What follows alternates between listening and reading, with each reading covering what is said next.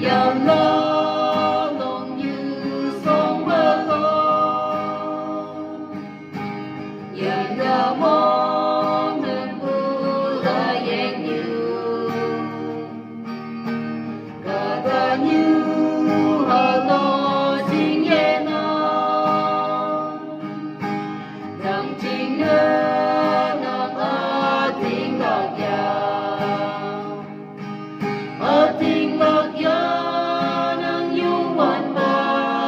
ating mengon, isaw sana mong may saya, o Kristo lang, kay nawin ka ito'y saudade, tagpalan sing na Dr. mo, hanulan sing na Kristo pa, kaonu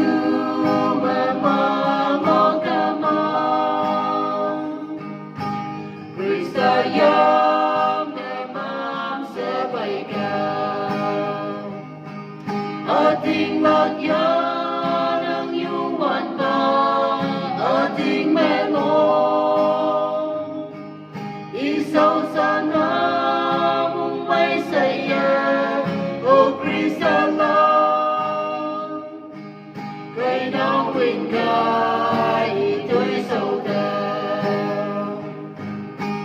Chindala ng atay niyo, ng unang sa kadalang, ng sita